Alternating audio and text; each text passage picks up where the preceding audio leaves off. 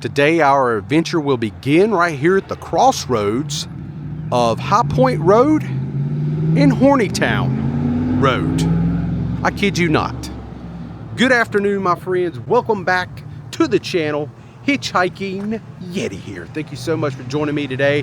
Today's going to be quite the day as we're going to make our way through the town of High Point. We're going to be looking at roadside oddities while we're in High Point, and then we're going to make our way over to an area of Jamestown because there is an old cotton mill village over there. I think it's called Oakdale Village.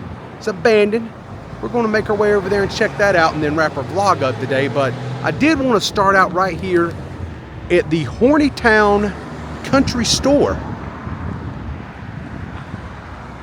There is a place in North Carolina called Hornytown, and now you know it. I actually found it on the map, and I said, where do I want to start my vlog today? And I said, you know what? You got to do it here at Hornytown Country Store. Love the name. And if this old country store ain't enough, Hornytown has a tire service around back. As you can see right there, they have a car up on jacks doing a little tire servicing, maybe working on some brakes. And then just beside of that, we have the Hornytown Gun and Ammo Shop. Yeah, just want to document it. All right, let's carry on. All right, so right now I've made it into the High Point area. This is Main Street we're looking at, and just driving down the road and I seen this really awesome mural right here. I had to stop and check this out. Welcome to High Point, home of High Point University.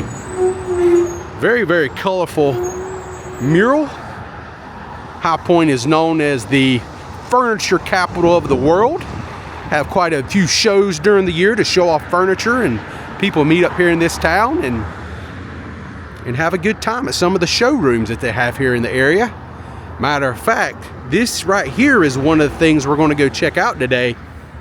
And this here supposedly is the world's tallest chest of drawers.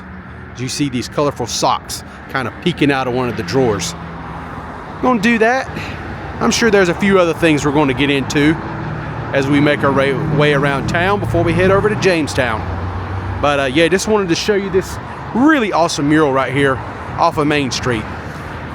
Okay, I made it down the street just away, and right here is an old fire station number 4, which is no longer a fire station. Right now it's a clothing store called Monkey's. Pretty interesting looking building, I think. It says the firehouse was built March 1925. It cost $9,750 to build. Unfortunately, on April 1st, 1950, the firehouse caught fire. There was a person trapped on the second floor and called the dispatcher for help. Only when the nearby alarm box was pulled did the dispatcher realize that it was not a prank. But what a cute little firehouse, little brick firehouse right here in High Point. This is so rad that they left, you know, the fire station number 4 numbering on it and everything. You can see the front where the fire truck would pull in and out to go help the community. Yeah, this is cool, man. This is so awesome. And just luckily I had a little information to share, you know, about the fire station. Normally you find places like this and you can't find any information, but a quick little Google search gave me that information I just read to you. Okay, now I've made it over here to the corner of Westwood Avenue and Hamilton Street. And this here is the world's largest chest of drawers. Look at that. Is that not massive? I think that's like 30 feet or 32 feet tall, if I remember correctly. I've actually been here before and documented this several years ago, but you know, this is kind of one of those things where you're in town, you just got to kind of roll with it. Be kind of ashamed to come here and, you know, somebody did not see it or didn't know about it and you was here and you didn't show it. So I kind of feel like I got to show it. So yeah, that's pretty cool. I love the socks. I think that's what does it for me. You know, cause the color wood is not really, don't really stand out that much. But the socks, the colorful socks, you can see that several blocks away and that really stands out. And I like down here at the bottom, it tells you like what the town's kind of known for. Furniture capital of the world, High Point, North Carolina. So yeah, this is pretty cool. Okay, so we said so long to High Point. I'm now in the Jamestown area. This is one of our last stops today. Come down here to check out the world's largest highboy. That is monstrous. This thing was actually built back in 1998. And it is the world's largest highboy chest. Stands 85 feet tall, 40 feet wide. Despite its appearance, it is not made of wood. It's actually made of a synthetic stucco over a steel frame. The mastermind, the visionary of this art piece, name was Sid Linger. Cut his giant furniture teeth 2 years earlier before he built this one at High Point's world largest chest of drawers, which we just seen earlier. So that is pretty awesome. I had no idea. I'm gonna walk up here just a little bit closer, just to get the immenseness of how big this structure is. I mean, this right here, when you drive by this place, you want to pull in here just to see this. And that is freaking cool. The only thing it's missing is, like, you know, the chest of drawers that we seen earlier was a little bit cooler because it had the socks. I like the color. This one here doesn't have any color. It's very basic. Down here at the bottom, he's neat looking. It's almost like eagle claws or something holding on to an acorn. Not really, but anywho. You can actually see some little work that maybe they did some repairing. Might have had a crack right in here. Still looks cracked a little bit, but I see some more over there on that end. But yeah, that is pretty awesome, if I do say so myself. Really cool little thing to see if you're ever here in the area and you like this type of stuff. Whew, 85 feet tall, man. That is unbelievable. All right, there's only one thing left to do, gang. And that means we're going to get in the truck and head not too far from here. Maybe a mile, maybe less. Don't really know, never been there before. But it looks pretty short. We're going to go over here and check out this old village. And see if we can get a good view of the old mill. Should be a lot of fun. Thank you for hanging out with me today and here in High Point in the Jamestown area, man. I really do appreciate it. All right, I made my way over here to the corner, or intersection, if you will, of Oakdale Street and Oakdale Mill Road. And we have a little history plaque posted right here next to the road. Go down here and check this out before we walk down in the actual village area. Oakdale Cotton Mills, 1865. A grist mill operated on this site under a series of owners. A gun factory was also located here on the property during the Civil War. The cotton mill, which would be incorporated as Oakdale Cotton Mills by Joseph Ragsdale in 1896, opened for business in 1865. When it ceased operations in 2009, it was the oldest textile mill in continuous operation in the United States and produced natural and dyed cotton yarn twines. So that's a cool little bragging right for this old textile mill. All right, let's head on down and see what we can see today. This ought to be pretty cool. All right, I'm actually walking down the entrance, and we got a little bit of overgrowth here. This little hut, like it was an old water well at one time. Yeah, that's pretty cool. My grandmother, back in the 80s even, she loved old school everything, and she still had one of these at her house. Had a well, you send a bucket down, you crank it, you wrap it up. She had that for many, many years, all the way up until about 5 years before she passed away. And she had an outhouse.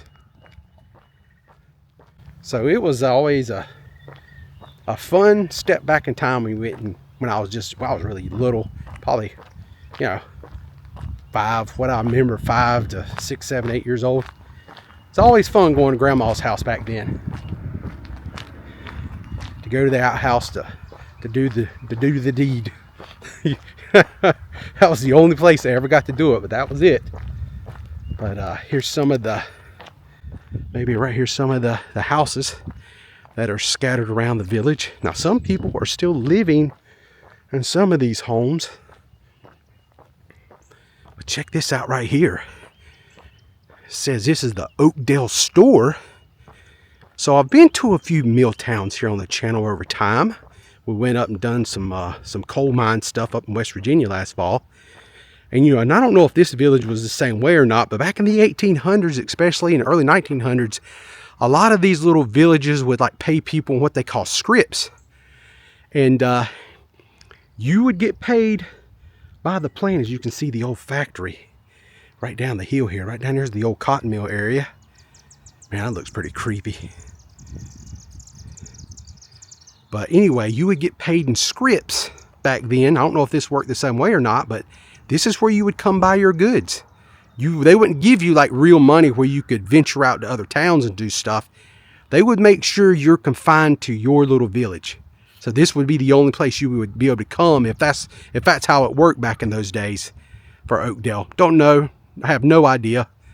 Way back. You know, in the 2000s it wasn't happening, or even the 80s and 70s it wasn't happening. But maybe back in the old late 1800s, early 1900s, maybe that's what this store was actually for. Who knows? But nonetheless, it's really cool this structure is still here. And man, that's pretty cool, man. That's really awesome. All right, let's continue on. Okay, right there is the Oakdale store we was just looking at. And this here is Oakdale Street and Logan Circle. So the street just actually, Logan Circle just goes down and comes around and comes back up this road that I'm walking on. I just want to take a moment to walk by some of the old village homes here. One thing I can definitely tell you, everything has no trespassing on it. I can imagine this would be, you know, a place people would come, and maybe homeless folk or whatnot, like try to come and take refuge in little places like this. It's kind of abandoned, not being in use. This old mailbox over here. That looks very original. Look at that. All rusted out. And right there is a look. Maybe that was a parking area, possibly, for the more modern times of it. I don't know. That is awesome. My God, if that ain't creepy. Look at that old rickety place. And look at the roof. Holy crap. They're ready to go pick some bones off of something. They're just up there just watching out.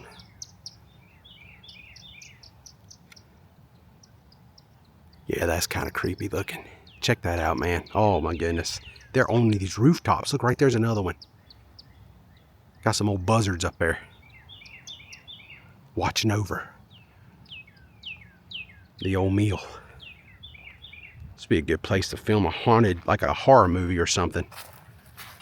Kind of see if we can look through there. You know, to be so old and abandoned, somebody keeps the grass cut. That's for sure.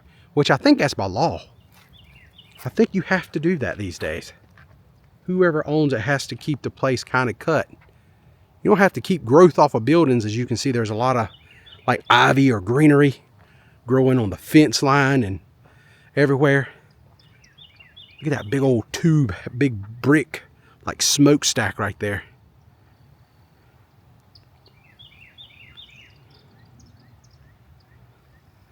Got a water tower off to the right.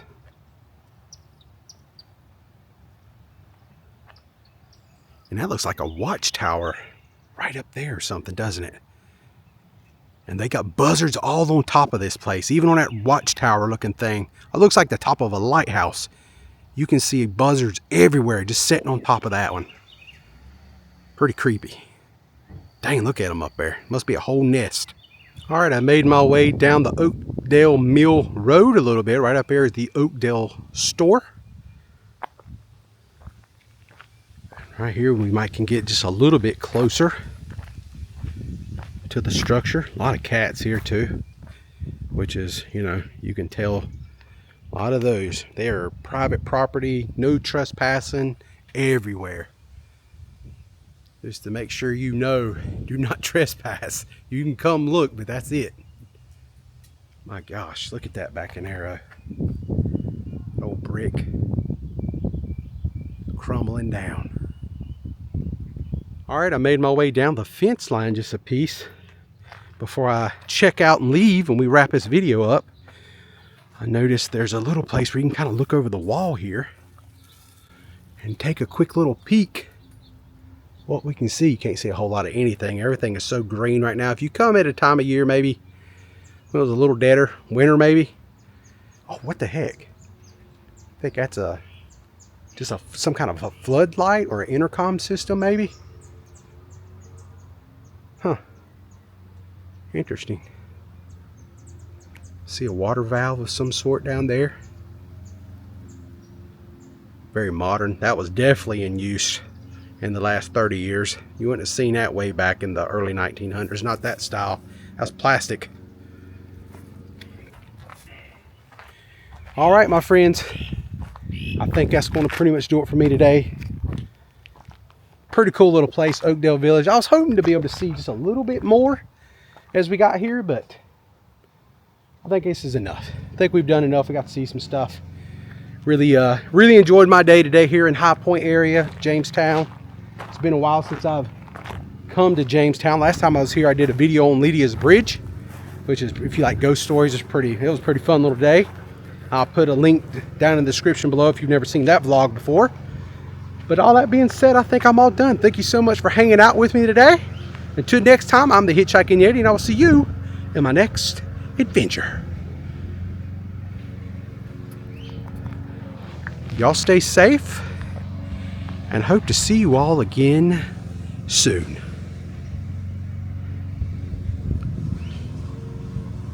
So long, Oakdale. It's been a little educational today.